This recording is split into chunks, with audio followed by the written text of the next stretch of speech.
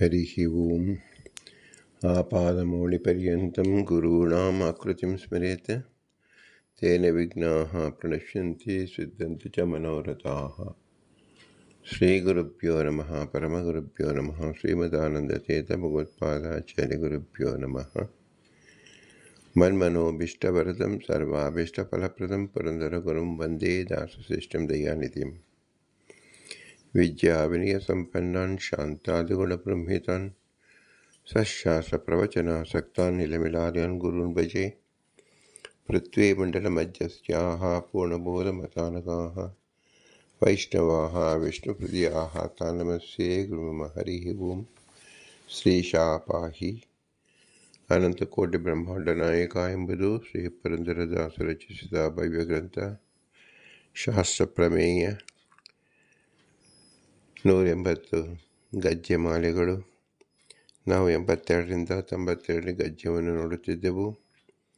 ಅಕ್ರೂರ ವರದ, ಅಂಬರೀಷ ವರದ, ನಾರದ ವರದ, ಪ್ರಹ್ಲಾದ ವರದ, ಗಜೇಂದ್ರ ವರದ, ಮುಚುಕುಂದ ವರದ, ಧ್ರುವ ವರದ, ವಿಭೀಷಣ ವರದ, ಪುಂಡರೀಕ ವರದ ಮತ್ತು ಪರಾಶರ ವರದ ಎಂದ 10 ಜನ ವರದರನ್ನು ನಾವು ಚಿಂತಿಸುವುದರ ಮೂಲಕ ಶ್ರೀ ಪುರಂದರದಾಸರು ಜೀವರ ಪ್ರಕರಣವನ್ನು ತಿಳಿಸುತ್ತಿದ್ದಾರೆ. ಜೀವಗಣಾಃ ಹರೇರನುಚರಾಃ ನೀಚೋಚ್ಚ ಭಾವಂ ಗತಾಃ ಎಂಬುದು ಅನಂತ ಸಂಖ್ಯೆಯಲ್ಲಿರತಕ್ಕಂಥ ಜೀವರು ನೀಚೋಚ್ಚ ಭಾವದಲ್ಲಿದ್ದಾರೆ.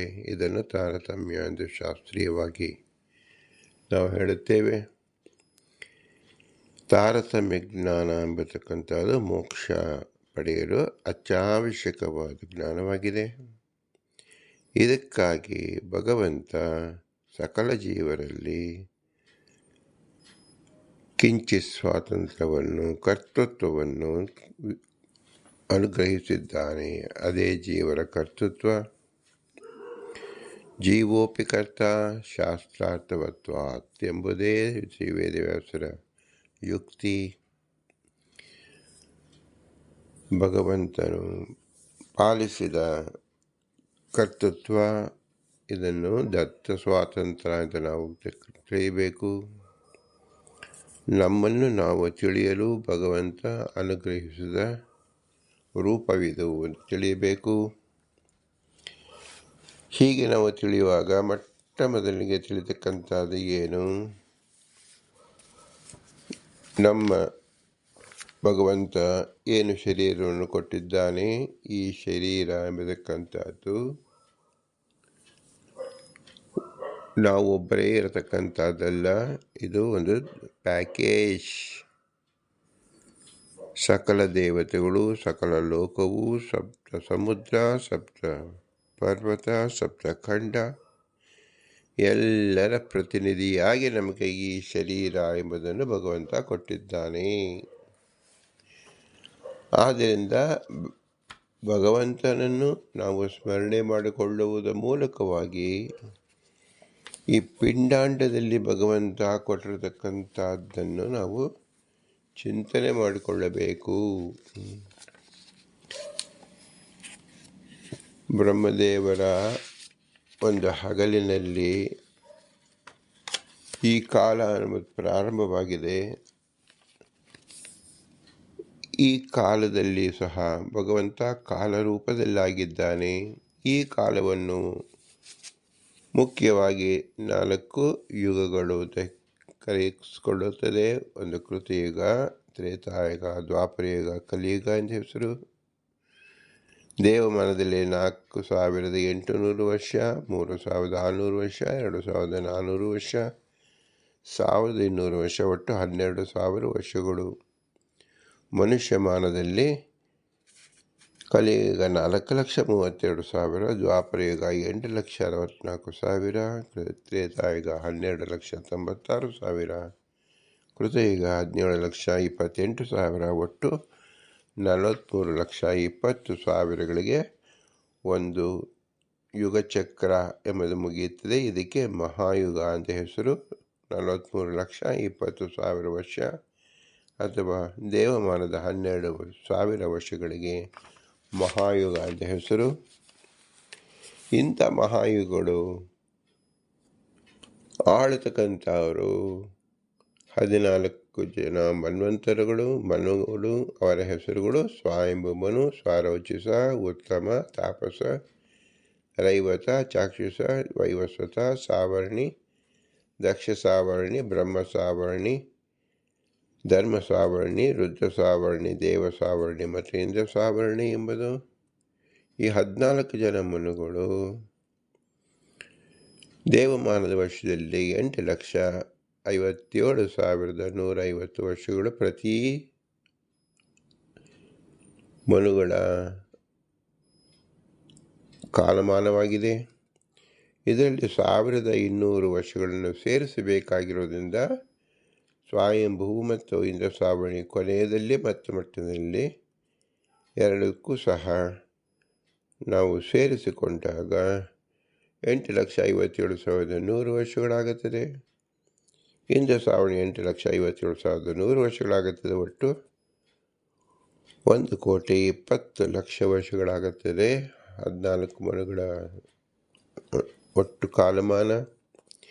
ಇದು ಮನುಷ್ಯಮಾನದಲ್ಲಿ 3,08,55,600 ಸ್ವಯಂಭೂ ಮನುಗಳಾದರೆ 3,08,57,400 ವರ್ಷಗಳು ಸ್ವರೋಚಿಷ ಅವರಿಂದ, ಸ್ವರೋಚಿಷ, ಉತ್ತಮ, ತಾಪಸ, ರೈವತ, ಚಾಕ್ಷುಷ, ವೈವಸ್ವತ, ಸಾವರ್ಣಿ, ದಕ್ಷ ಸಾವರ್ಣಿ, ಬ್ರಹ್ಮ ಸಾವರ್ಣಿ, ಧರ್ಮ ಸಾವರ್ಣಿ, ರುದ್ರ ಸಾವರ್ಣಿ, ದೇವ ಸಾವರ್ಣಿ ತನಕ ಇದೇ ಕಾಲಮಾನ. ಕೊನೆಯದಾದ ಇಂದ್ರ ಸಾವರ್ಣಿಗೆ 3,08,55,600. ಹೀಗೆ ಸೇರಿಸಿದಾಗ ಮನುಷ್ಯಮಾನದಲ್ಲಿ 43,20,00,000 ವರ್ಷಗಳು 14 ಮನುಗಳ ಕಾಲವಾಗುತ್ತದೆ. ಈ 14 ಮನುಗಳು ಮತ್ತು 4 ಯುಗಗಳು ಬ್ರಹ್ಮದೇವರ ಒಂದು ಹಗಲಿನಲ್ಲಿ 14 ಮನುಗಳು ಒಂದು ಕಾಲ ನಡೆಯುತ್ತದೆ. ಅದು 4 ಯುಗದಲ್ಲಿ ನಡೆಯುತ್ತದೆ. 4 ಯುಗಗಳು 1,000 ಸಾರಿ ತೆಗೆದಾಗ 14 ಜನ ಮನ್ವಂತರದ ಅವರ ಆಡಳಿತ ಕಾಲ ಮುಗಿಯುತ್ತದೆ.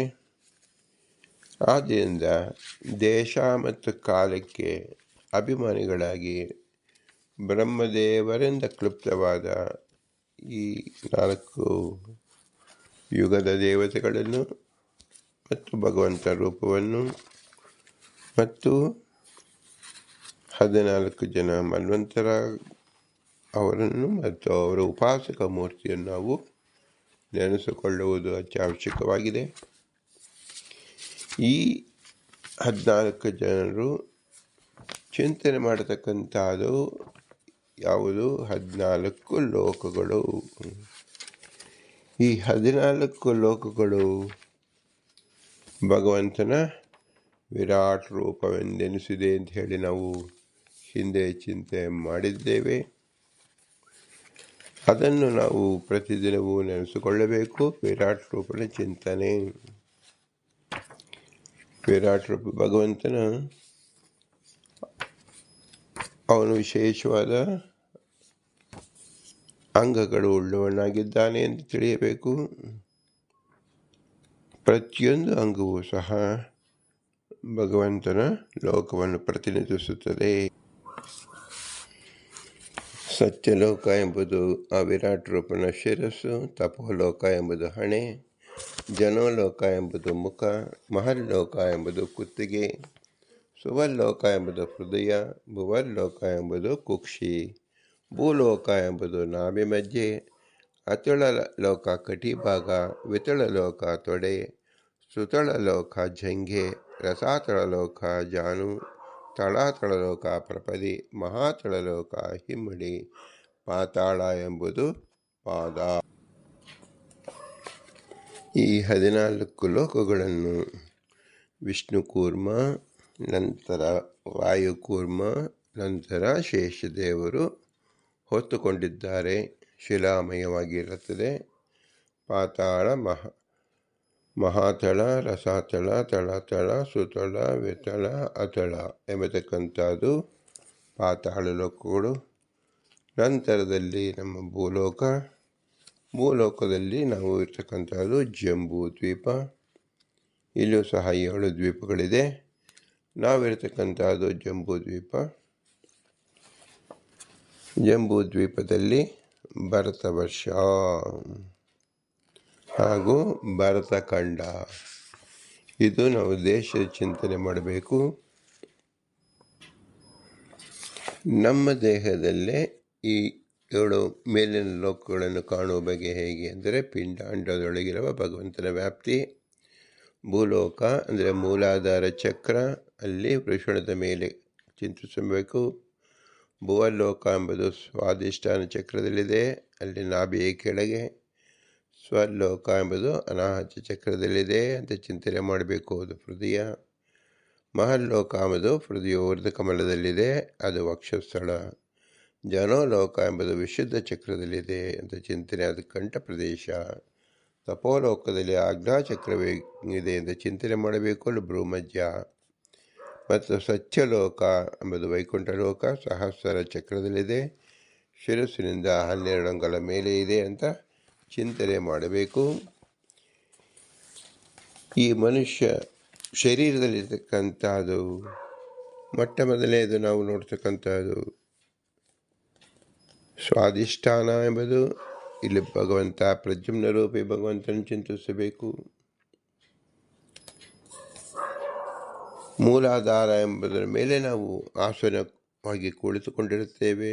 ಅನಿರುದ್ಧ ಅಲ್ಲೇ 5 ಕಮಲ ಹಾಗೂ 4 ದಳವಿರುತ್ತದೆ. ರಕ್ತವರ್ಣ, ಲವಣ ಸಮುದ್ರ ಮತ್ತು ಪ್ರಾಣ ಮತ್ತು ಅನ್ನಮಯ ಕೋಶ. ಸ್ವಾಧಿಷ್ಠಾನ ಎಂಬುದು ಪ್ರದ್ಯುಮ್ನ ರೂಪಿ ಭಗವಂತನ ಚಿಂತಿಸುವುದು. 5 ಕಮಲಗಳು, 6 ದಳ, ರಕ್ತವರ್ಣ, ಆರ್ಯನಾಡಿ, ಭುವಲೋಕ. ಇಲ್ಲಿ ಇಕ್ಷು ಸಮುದ್ರ, ಜಲತತ್ವ, ಅಪಾನ ಪ್ರಾಣ ಕೋಶ ಇರುತ್ತದೆ. ನಂತರ ಮಣಿಪುರ ಎಂಬುದು ನರಸಿಂಹದೇವರನ್ನು ಚಿಂತಿಸುವುದು ಬೇಕು. 1 ಕಮಲ, 10 ದಳ, ರಕ್ತವರ್ಣ, ತೇಜಸ್ತತ್ವ, ಸುರ ಸಮುದ್ರ, ದಶದೋಷಗಳು ಮತ್ತು ಉಂಟು ಮಾಡುವ ಜ್ಞಾನ. ಇಲ್ಲಿ ಉಪಾಸನೆ ಇರುವುದಿಲ್ಲ. ನಂತರ ಅನಾಹತ ಸಂಕರ್ಷಣರೂಪಿ 5 ಕಮಲಗಳು, 8 ದಳ, ರಕ್ತವರ್ಣ, ಅವಭಾಸಿನಿಪತಿ ಅಂದರೆ ಸ್ವರ್ಲೋಕ, ಘೃತ ಸಮುದ್ರವನ್ನು ಚಿಂತಿಸಬೇಕು. ನವನೀತ ಸಮುದ್ರ, ವಾಯುತತ್ವ, ಅನಾಹತ ಧ್ವನಿ ಇಲ್ಲಿ ಕೇಳುತ್ತದೆ.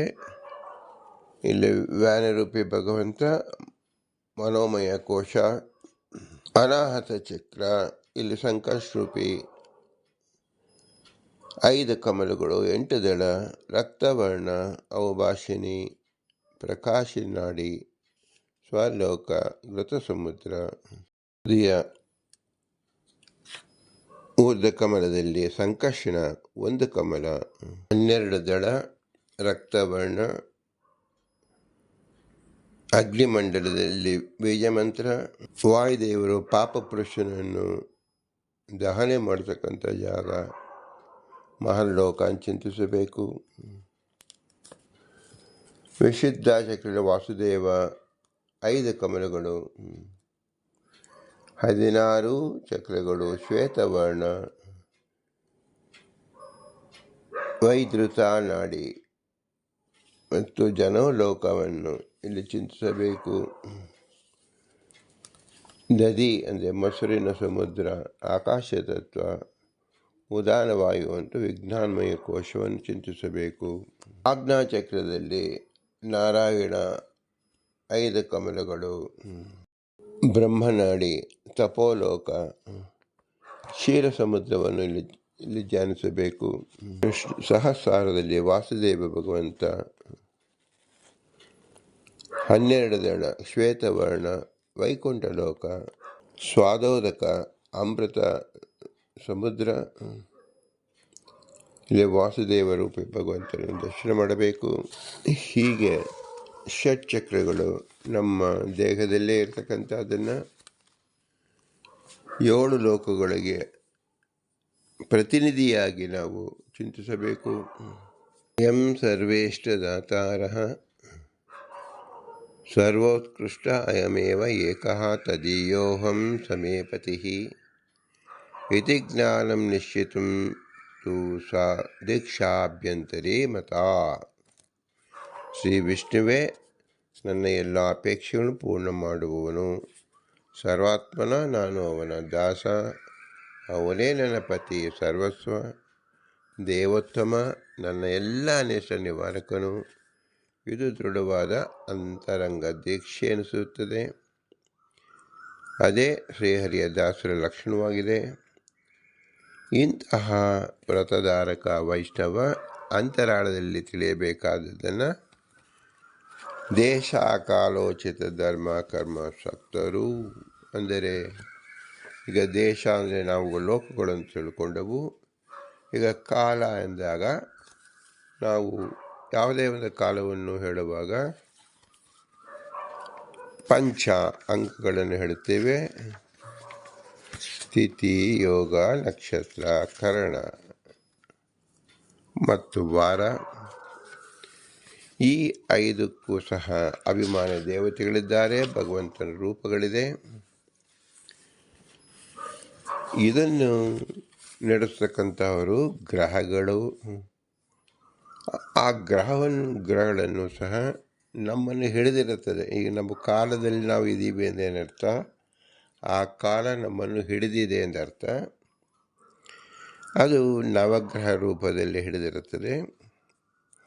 ನವಗ್ರಹದಲ್ಲಿ ನಾವು ಚಿಂತಿಸಿದಂತೆ ಗ್ರಹ ಮತ್ತು ಭುಕ್ತಿ ಒಂದು ಗ್ರಹದೊಡನೆ ಇನ್ನೊಂದು ಗ್ರಹ ಜೊತೆಯಲ್ಲಿ ಸೇರಿ ನಮ್ಮನ್ನು ಕರೆದುಕೊಂಡು ಹೋಗುತ್ತದೆ. ನಾವು ಚಿಕ್ಕಂದಿನಲ್ಲಿ ತಂದೆ ತಾಯಿ ಜೊತೆಯಲ್ಲಿದ್ದಾಗ ನಮ್ಮ ಭಾರ ಎಲ್ಲವೂ ಅವರ ತೆಗೆದುಕೊಂಡಿರ್ತಾರೆ. ನಾವು ಸ್ವೇಚ್ಛೆಯಾಗಿ ಹುಡುಗಾಟಿಕೆಯಲ್ಲಿ ಏನೂ ಜವಾಬ್ದಾರಿ ಇಲ್ಲದೆ ಬದುಕುತ್ತೇವೆ. ಯೌವನದಲ್ಲಿ ಪತಿ ಅಥವಾ ಪತ್ನಿ ಅವರ ಭಾರವನ್ನು ತೆಗೆದುಕೊಂಡು ಇನ್ನೊಬ್ಬರ ಭಾರವನ್ನು ಇಳಿಸಿ ಇಬ್ಬರು ಸುಖವಾಗಿ ಬಾಳುತ್ತಾರೆ. ವೃದ್ಧಾಪ್ಯದಲ್ಲಿ ಶಿಷ್ಯರು, ಮಕ್ಕಳು ಮತ್ತು ಇತರರು ಇವರ ಭಾರವನ್ನು ತೆಗೆದುಕೊಂಡು ಇವರು ಸುಖವಾಗಿರಿಸುವಂತೆ ಮಾಡುತ್ತಾರೆ. ಆದ್ದರಿಂದ ಭಗವಂತ ಎಲ್ಲ ಜೀವರನ್ನು ಆಶ್ರಯಿಸುವ ಇತರ ಜೀವರುಗಳನ್ನು ಕೊಟ್ಟುಬಿಟ್ಟಿರ್ತಾನೆ. ಅವರು ನಮ್ಮನ್ನು ಹಿಡಿದಿರ್ತಾರೆ. ಅದಕ್ಕೆ ಗ್ರಹಗಳು ಎಂದು ಹೆಸರು. ಈ ಗ್ರಹಗಳು ಯಾರ ಹೆಸರಿನಲ್ಲಿ ಬರುತ್ತಾರಂದರೆ, ತಂದೆ ತಾಯಿಗಳ ರೂಪದಲ್ಲಿ, ಹೆಂಡತಿ ಅಥವಾ ಗಂಡನ ರೂಪದಲ್ಲಿ, ಮಕ್ಕಳ ಮತ್ತು ಶಿಷ್ಯರ ರೂಪದಲ್ಲಿ. ಆದ್ದರಿಂದ ಸದಾಕಾಲವು ನಮ್ಮ ರಕ್ಷಣೆಗೋಸ್ಕರವಾಗಿ ಭಗವಂತ ಎಲ್ಲರನ್ನು ನೇಮಿಸಿಬಿಟ್ಟಿರ್ತಾನೆ. ಆ ಕಾಲಕ್ಕೆ ನಾವು ಪ್ರಮುಖವಾಗಿ ಇಲ್ಲಿ ಚಿಂತಿಸಬೇಕಾದದ್ದು ಪ್ರತಿದಿನದಲ್ಲಿ 9 ಗ್ರಹಗಳು ಮತ್ತು ಪಂಚಾಂಗಗಳು, ತಿಥಿ, ವಾರ, ನಕ್ಷತ್ರ ಮತ್ತು ಕರ್ಣಯೋಗ. ಇದನ್ನು ನಾವು ಚಿಂತಿಸಿದಾಗ ಇವರೆಲ್ಲರೂ ನಮ್ಮ ರಕ್ಷಕರು ಅಂತ ತಿಳಿಯಬೇಕು. ಶ್ರೀಮದ್ ವೇದವ್ಯಾಸರೇ ಈ ನವಗ್ರಹಗಳನ್ನು ಹೇಗೆ ಆರಾಧನೆ ಮಾಡಬೇಕು ಎಂಬುದನ್ನು ಸಹ ತಮ್ಮ ಪುರಾಣದಲ್ಲಿ ತಿಳಿಸಿಕೊಟ್ಟಿದ್ದಾರೆ. ಜಪ ಕುಸುಮ ಸಂಕಾಶಂ ಕಾಶ್ಯಪೇಯಂ ಮಹಾದ್ಯುತಿಂ ದ್ವಾಂತಾರಿ ಸರ್ವ ಪಾಪಾಗ್ನಂ ಭಾಸ್ಕರಂ ಪ್ರಣಮಾಮ್ಯಹಂ. ಅದಿತಿ ಕಶ್ಯಪರ ಮಗನಾದ ಲೋಕವನ್ನೆಲ್ಲ ಬೆಳಗಿಸುವ ಸೂರ್ಯನನ್ನು ಭಕ್ತಿಯಿಂದ ನಮಿಸುವೆನು. ದಾಸವಾಳದಂತೆ ಕೆಂಪು ಬಣ್ಣವನೀತ ಹೊರಗೆ ಮುತ್ತಿದ ಕತ್ತಲೆಯನ್ನು ಕಳೆವನು. ಒಳಗೆ ಮೆತ್ತಿದ ರೋಗ ಕಾರಣವಾದ ಪಾಪವನ್ನು ಪರಿಹರಿಸುವನು ಎಂದರ್ಥ. ದಿವ್ಯ ಶಂಖ ತುಷಾರಂಭಂ ಕ್ಷೀರೋದಾಂಡವ ಸಂಭವಂ ನಮಾಮಿ ಶಿಶಿರಂ ಭಕ್ತ್ಯಂ ಶಂಭೋ ಮುಕುಟಭೂಷಣಂ. ಕ್ಷೀರ ಸಮುದ್ರದಿಂದ ಹುಟ್ಟಿ ಬಂದಿರುವ ಚಂದ್ರನನ್ನು ಭಕ್ತಿಯಿಂದ ನಮಿಸುವೆನು. ಶುಭ್ರ ಶಂಖದಂತೆ ಮತ್ತು ಹಿಮದಂತೆ ಬಿಳಿ ಬಣ್ಣವನೀತ ಹರನ ಮುಡಿಯಲ್ಲಿ ನೆಲೆ ನಿಂತಿಹನು. ಧರಣಿ ಗರ್ಭ ಸಂಭೂತಂ ವಿದ್ಯುತ್ ಪುಂಜ ಸಮಪ್ರಭಂ ಕುಮಾರಂ ಶಕ್ತಿಹಸ್ತಂ ಚ ಲೋಹಿತಾಂಗಂ ನಮಾಮ್ಯಹಂ. ಭೂಮಿಯಿಂದ ಹುಟ್ಟು ಪಡೆದಿರುವ ಮಂಗಳನನ್ನು ಭಕ್ತಿಯಿಂದ ನಮಿಸುವನು. ಮಿಂಚುಬಳ್ಳಿಯ ಬಣ್ಣದವನು, ನೆಲದ ಸ್ವಾಮಿ, ಈತ ಶಕ್ತಿ ಆಯುಧ ಹಿಡಿದಿರುವನು. ಪ್ರಿಯಾಂಗು ಕಲಿಕಾ ಶ್ಯಾಮಂ ರೂಪೇಣ ಪ್ರತಿಮಂ ಬುಧಂ ಸೌಮ್ಯಂ ಸರ್ವಂ ಗುಣೋಪೇತಂ ನಮಾಮಿ ಶಿಶಿರಂ ಸುತಂ. ಚಂದ್ರನ ಮಗನಾದ ಬುಧನನ್ನು ಭಕ್ತಿಯಿಂದ ನಮಿಸುವೆನು. ತುಂಬು ಚಲುವನೀತ, ಎಲ್ಲ ಗುಣಗಳಿಂದ ತುಂಬಿದವನು, ನವಣೆಯ ಚಿಗುರಿನಂತೆ ಹಸಿರು ಬಣ್ಣ ಪ್ರಿಯನು. ದೇವತಾನಾಂ ಋಷೀಣಾಂ ಚ ಗುರುಂ ಕನಕಸನ್ನಿಭಂ ವಂಜಂಭೂತಂ ತ್ರಿಲೋಕೇಶಂ ತಂ ನಮಾಮಿ ಬೃಹಸ್ಪತಿಂ. ಬಂಗಾರದಂತಹ ಬಣ್ಣದ ಗುರುವನ್ನು ಭಕ್ತಿಯಿಂದ ನಮಿಸುವೆನು. ದೇವತೆಗಳಿಗೂ ಋಷಿಗಳಿಗೂ ಈತ ಗುರು, ಎಲ್ಲರಿಂದಲೂ ನಮಿಸಲು ಯೋಗ್ಯ. ಇವನಿಗೆ ತ್ರಿಮೂರ್ತಿಗಳೇ ಗುರು. ಹಿಮ ಕುಂದ ಮೃಣಾಲಾಭಂ ದೈತ್ಯಾನಂ ಪರಮಂ ಗುರುಂ ಸರ್ವಶಾಸ್ತ್ರ ಪ್ರವಕ್ತಾರಂ ಭಾರ್ಗವಂ ಪ್ರಣಮಾಮ್ಯಹಂ. ಹಿಮದಂತೆ, ಮಲ್ಲಿಗೆ ಹೂವಿನಂತೆ, ಕಮಲದೇಟಿನೊಳಗಿನ ತಂತುವಿನಂತೆ ಬಿಳಿ ಬಣ್ಣದ ಶುಕ್ರನನ್ನು ಭಕ್ತಿಯಿಂದ ನಮಿಸುವೆನು. ಇವನು ದೈತ್ಯನ ನೆಚ್ಚಿನ ಗುರು, ಎಲ್ಲ ಶಾಸ್ತ್ರಗಳನ್ನು ಚೆನ್ನಾಗಿ ತಿಳಿಸುವನು. ನೀಲಾಂಜನ ಚಯಂ ಪ್ರಖ್ಯಂ ರವಿಂ ಸೂನುಂ ಮಹಾಗ್ರಹಂ ಛಾಯಾ ಗರ್ಭಸಂಭೂತಂ ವಂದೇ ಭಕ್ತಿ ಶನಿಶ್ಚರಂ. ಕಪ್ಪು ಕಾಡಿಯ ಬಣ್ಣಕ್ಕೆ ಒಪ್ಪಿದ ಛಾಯಾ ಮತ್ತು ಸೂರ್ಯನ ಮಗನಾದ ಶನಿಯನ್ನು ಭಕ್ತಿಯಿಂದ ನಮಿಸುವನು. ಈತ ದೊಡ್ಡ ಮಂಡಲದ ಗ್ರಹನು. ಅರ್ಧಕಾಯಂ ಮಹಾಘೋರಂ ಚಂದ್ರಾದಿತ್ಯ ವಿಮರ್ದಕಂ ಸಿಂಹಿಕಾಯಾಂ ಸುತಂ ರೌದ್ರಂ ತಂ ರಾಹುಂ ಪ್ರಣಾಮ್ಯಹಂ. ಸಿಂಹಕಿಯ ಮಗನಾದ ರಾಹುವನ್ನು ಭಕ್ತಿಯಿಂದ ನಮಿಸುವೆನು. ಸೂರ್ಯ ಚಂದ್ರನಿಗೆ ಪರ್ವಕಾಲದಲ್ಲಿ ಅಡ್ಡ ಬರುವ ರೌದ್ರ ರೂಪದ ಅತಿಘೋರ ರುಂಡ ಮಾತ್ರದ ಆಕಾರದವನು. ಫಲಾಲಧೂಮ್ರ ಸಂಕಾಶಂ ತಾರಾಗ್ರಹ ವಿಮರ್ದಕಂ ರೌದ್ರಂ ರುದ್ರಾತ್ಮಜಂ ಕ್ರೂರಂ ತಂ ಕೇತುಂ ಪ್ರಣಮಾಮ್ಯಹಂ. ರುದ್ರನ ಮಗನಾದ ಒಣಹುಲ್ಲಿನಂತೆ ಕಂದು ಬಣ್ಣದ ಕೇತುವನ್ನು ಭಕ್ತಿಯಿಂದ ನಮಿಸುವೆನು. ಗ್ರಹ ತಾರೆಗಳಿಗೆಲ್ಲ ತೊಂದರೆಯುವ ರೌದ್ರ ಕ್ರೂರ ಸ್ವರೂಪದವನು. ವ್ಯಾಸೇನೋಕ್ತಮಿದಂ ಸ್ತೋತ್ರಂ ಯ ಪಠೇತ್ ಪ್ರಯತಃ ಶ್ರುತಿಃ ದಿವಾ ವಾಯುದೇವಾ ರಾತ್ರೌ ಶಾಂತಿ ತಸ್ಯ ಸಂಶಯಃ ಐಶ್ವರ್ಯಂ ಅತುಲಂ ಚಾಪಿ ಆರೋಗ್ಯಂ ತುಷ್ಟಿವರ್ಧನಂ ನರನಾರಿ ಪ್ರಿಯತ್ವಂ ಚ ನಿತ್ಯಂ ತಪೋಹ ಜಾಯತೆ. ತಕ್ಷಕೋ ಅಗ್ನಿಯಮು ವಾಯು ಯೇ ಚ ಅನ್ಯೇ ಗ್ರಹ ಪೀಡಕಾಃ ತೇ ಸರ್ವೇ ಪ್ರಶಮಂ ಯಾಂತಿ ವ್ಯಾಸೋ ಬ್ರೂಯಾತ್ಮ ಸಂಶಯಃ. ಈ ನವಗ್ರಹ ಸ್ತೋತ್ರವನ್ನು ವೇದವ್ಯಾಸದೇವರೇ ಪುರಾಣದಲ್ಲಿ ತಿಳಿಸಿದ್ದಾರೆ. ಹೆಂಗಸಾಗಲಿ ಗಂಡಸಾಗಲಿ, ರಾತ್ರಿ ಆಗಲಿ ಹಗಲಾಗಲಿ ಶತ್ರುಭೂತರಾಗಿ ಯಾರು ನಿಯಮದೊಂದಿಗೆ ಇದನ್ನು ಪಠಿಸುವರೋ ಅವರಿಗೆ ಸುಖವು ಖಂಡಿತವಾಗಿ ಸಿಗಲಿದೆ. ನಿತ್ಯ ಪಠಣದಿಂದ ಹೆಚ್ಚಿನ ಐಶ್ವರ್ಯ, ಒಳ್ಳೆಯ ಆರೋಗ್ಯ ಸಿದ್ಧಿಸಿದೆ ಮತ್ತು ಎಲ್ಲ ಜನರಿಗೂ ಇಷ್ಟನಾಗುವನು. ಈ ಸ್ತೋತ್ರ ಹೇಳಿದವನಿಗೆ ಹಾವಿನ ಬೆಂಕಿಯ ಮರಣದ ಗಾಳಿಯು ಇನ್ಯಾವುದೇ ದುಷ್ಟರ ಹಾವಳಿ ಭಯ ಇರದು. ಇದನ್ನು ವ್ಯಾಸರೇ ಸಾಧನಪಡಿಸಿದ್ದಾರೆ ಎಂದು ಹೇಳಿ ಹಿರಿಯರು ಇದನ್ನು ಕ್ರೋಢೀಕರಿಸಿ ನಮಗೆ ತಿಳಿಸಿಕೊಟ್ಟಿದ್ದಾರೆ. ಇವರ ಉಪಕಾರವನ್ನು ಸ್ಮರಿಸಬೇಕು. ಹೀಗೆ ಗ್ರಹ ಸಮೀಕ್ಷೆಯಲ್ಲಿ ನಾವು ಚಿಂತಿಸಬೇಕಾದದ್ದು ಏನು? ಪ್ರತಿದಿನ, ಪ್ರತಿ ಕ್ಷಣ, ಪ್ರತಿ ಕಾಲವೂ ಸಹ ಈ 2 ಗ್ರಹಗಳನ್ನು ನಮ್ಮನ್ನು ಹಿಡಿದಿರುತ್ತದೆ, ನಮ್ಮನ್ನು ಜೊತೆಯಲ್ಲಿ ಕರೆದುಕೊಂಡು ಹೋಗುತ್ತೆ ಎಂದ ಅರ್ಥ. ಅವರ ಉಪಾಸನೆ ಮೂರ್ತಿಯನ್ನು ನಾವು ಚಿಂತಿಸಿದಾಗ ನಾವು ಭಗವಂತನ ಉಪಾಸನೆ ಮಾಡಿದಂತಾಗುತ್ತದೆ. ಆದ್ದರಿಂದ ಸೂರ್ಯ, ಚಂದ್ರ ಮುಂತಾದ 9 ಗ್ರಹಗಳು ಏನಿದೆ ಅವನು ವಿಶೇಷಾಕಾರವಾಗಿ ತಿಳಿದುಕೊಳ್ಳಬೇಕು. ಅದನ್ನು ಸಹ ನೀವು ಒಂದೇ ಮಂತ್ರದೇ ಹೇಳುವುದಾದರೆ ನಮ್ಮ ಸೂರ್ಯಾಯ ಚಂದ್ರಾಯ ಮಂಗಳಾಯ ಬುಧಾಯ ಗುರು ಶುಕ್ರ ಶನಿಭ್ಯಶ್ಚ ರಾಹುವೇ ಕೇತುವೇ ನಮಃ ಎಂಬುದು ವಿಸ್ತಾರವಾಗಿ ಅವರ ಪತ್ನಿ, ಹೆಂಡತಿ, ಅವರ ಮಾಡತಕ್ಕಂಥ ಜಪ, ಅವರ ಪದಾರ್ಥ, ಅವರ ಆಕಾರ ಎಲ್ಲವನ್ನು ನಾವು ತಿಳಿದುಕೊಂಡಾಗ ಆ ಗ್ರಹಗಳು ನಮಗೆ ನೆಮ್ಮದಿಯನ್ನು ಕೊಡುತ್ತದೆ. ಅಂದರೆ ಆ ಗ್ರಹಗಳು ನಮ್ಮನ್ನು ಕರೆದುಕೊಂಡು ಹೋಗ್ತಾ ಇದೆ. ಪಂಚಾಂಗದ ಶ್ರವಣದಿಂದ ನಮ್ಮ ಆಯಸ್ಸು ಬರುತ್ತದೆ, ಕಂಟಕ ಪರಿಹಾರವಾಗುತ್ತದೆ, ಮಾಡತಕ್ಕಂಥ ಕೆಲಸಗಳು ಶುಭ ಬರುತ್ತದೆ. ಇದನ್ನು ಸಹ ಪಂಚಾಂಗ ಶ್ರವಣದಲ್ಲಿ ಹೇಳಿದ್ದಾರೆ. ಪ್ರತಿಯೊಂದು ಪಂಚಾಂಗದ ತಿಥಿವಾರ ನಕ್ಷತ್ರ ವಾರ ಏನಿದೆ ಎಲ್ಲದಕ್ಕೂ ಸಹ ಅಭಿಮಾನಿ ದೇವತೆಗಳಿದ್ದಾರೆ ಮತ್ತು ಭಗವಂತನ ರೂಪಗಳಿದೆ. ಅದನ್ನು ಚಿಂತಿಸಿ ಪ್ರತಿನಿತ್ಯವೂ ನಾವು ಬದುಕಬೇಕು. ಹೀಗೆ ಬದುಕುವುದರಿಂದ ಏನಾಗುತ್ತದೆ? ಸರ್ವಾತ್ಮನ ಭಗವಂತನ ಆರಾಧನೆ ಮಾಡಿದಂತಾಗುತ್ತದೆ. ಇದರಿಂದ ನಾವು 120 ವರ್ಷಗಳಲ್ಲಿ 81 ದಶಾಭುಕ್ತಿಗಳು, ಆ ಜೀವರು ತಮ್ಮ ತಮ್ಮ ದಶಾಭುಕ್ತಿಗಳನ್ನು ಆಯಾ ಕಾಲಕ್ಕೆ ನಾವು ಚಿಂತಿಸಿದಾಗ, ಆಯಾ ಗ್ರಹಗಳನ್ನು ವಿಶೇಷಾಕಾರವಾಗಿ ನಾವು ಭಜಿಸಿದಾಗ ನಾವು ಅವರ ಜೊತೆಯಲ್ಲಿ ಪ್ರಯಾಣ ಮಾಡ್ತಿದ್ದೇವೆ. ಪ್ರಯಾಣ ಮಾಡುವಾಗ ಯಾವುದೋ ಒಂದು ತಂಗು ನಿಲ್ದಾಣ ಬರುತ್ತದೆ, ಅಲ್ಲಿನ ಆಹಾರ ಸಿಗುತ್ತದೆ. ಎಲ್ಲವೂ ಸಹ ನಮ್ಮ ಜೊತೆಯಲ್ಲಿರ್ತಕ್ಕಂಥ ಈ ಗ್ರಹ ರೂಪದಲ್ಲಿರ್ತಕ್ಕಂಥವರು, ಅಲ್ಲಿರ್ತಕ್ಕಂಥ ಅಭಿಮಾನಿ ದೇವತೆಗಳು ಅಂತ ಭಗವಂತ ನಮಗೆ ಸಹಾಯ ಮಾಡುತ್ತಾನೆ.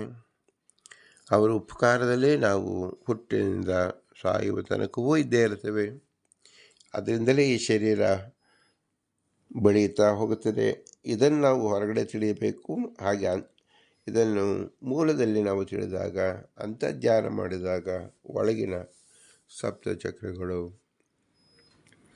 ಭಗವಂತನ ಧ್ಯಾನ ಮಾಡೋದಕ್ಕೋಸ್ಕರವಾಗಿ ಮನಸ್ಸು ಸಿದ್ಧವಾಗುತ್ತದೆ. ಮನಸ್ಸಿಂದ ಬುದ್ಧಿ ಶುದ್ಧವಾಗಿ ಅಹಂಕಾರ, ಚಿತ್ತ ವಿಶೇಷವಾಗಿ ಸ್ಥಿರವಾದಾಗ ಚೇತನವನ್ನು ಮುಟ್ಟುತ್ತದೆ. ಆ ಸಂಪರ್ಕವನ್ನು ಬೆಳೆಸೋಕ್ಕೋಸ್ಕರವಾಗಿಯೇ ಸರ್ವಜೀವರಿಗೂ ಕರ್ತೃತ್ವ ಎಂಬತಕ್ಕಂಥದ್ದನ್ನು ಶಾಸ್ತ್ರದಲ್ಲಿ ವಿಶೇಷಾಕಾರವಾಗಿ ಹೇಳಿರುವುದು. ನಮ್ಮ ಅಂತರಂಗ ಶುದ್ಧಿಯನ್ನು ಮಾಡಿಕೊಳ್ಳುವ ವಿಧಿ ಶಾಸ್ತ್ರದಲ್ಲಿ ತಿಳಿಸಲ್ಪಟ್ಟಿದೆ. ಆದ್ದರಿಂದ ವಿಧಿ ನಿಷೇಧಗಳಿಗೆ ಒಳಪಡೋಕ್ಕೋಸ್ಕರವಾಗಿಯೇ ಕರ್ತೃತ್ವವನ್ನು ಜೀವನಿಗೆ ನೀಡಲಾಗಿದೆ ಎಂಬುದನ್ನು ನಾವು ಅತಿ ಸ್ಪಷ್ಟವಾಗಿ ತಿಳಿದಾಗ ಜೀವನ ಕರ್ತೃತ್ವ ಎಂಬುದಕ್ಕೆ ಹೆಚ್ಚು ಅರ್ಥವತ್ತಾಗುತ್ತದೆ. ಇದನ್ನು ಪ್ರತಿನಿತ್ಯವೂ ಸಹ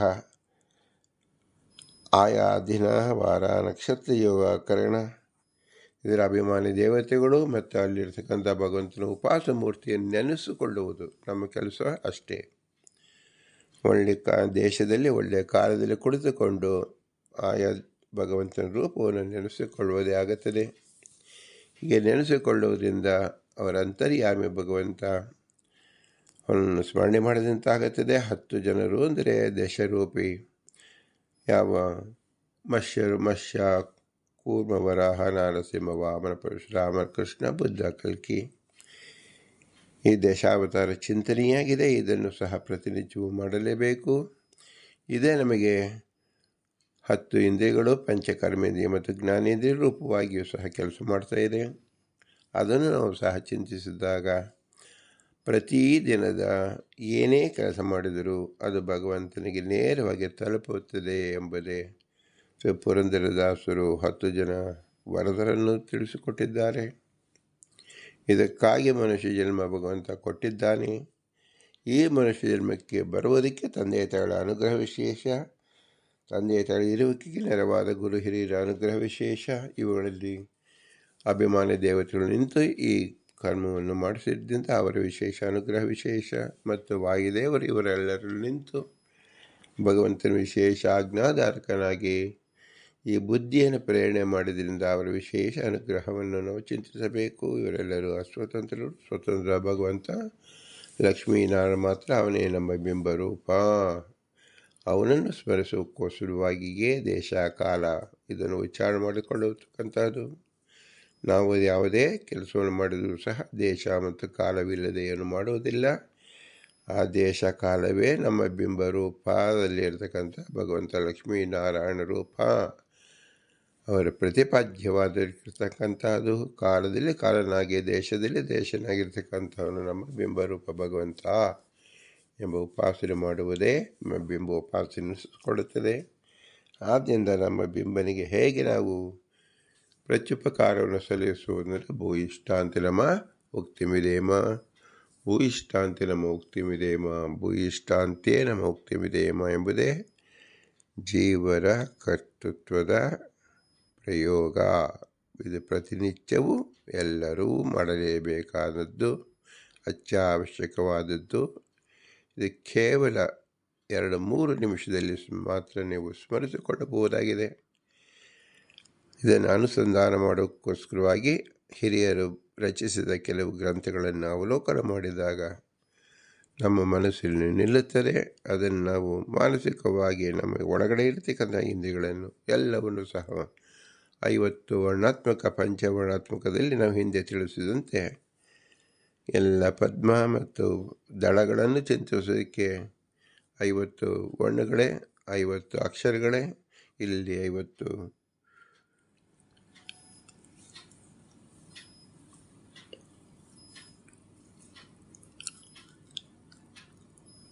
ದಳದ ರೂಪದಲ್ಲಿ ನಮ್ಮ ದೇಹದಲ್ಲಿದೆ. ಅದನ್ನು ಚಿಂತಿಸಿದಾಗ ತತ್ವನ್ಯಾಸ ಮತ್ತು ಮಾತೃಕನ್ಯಾಸವನ್ನು ಭಗವಂತನಲ್ಲಿ ಸಮರ್ಪಣೆ ಮಾಡಿದಂತೆ ಆಗುತ್ತದೆ. ಭಾರತೀಯರ ಮುಖ್ಯ ಪ್ರಾಣಾಂತರದ ಶ್ರೀಕೃಷ್ಣಾರ್ಪಣಮಸ್ತು. ಹರಿಗೆ ಓಂ, ಹರಿಗೆ ಓಂ, ಹರಿಗೆ ಓಂ.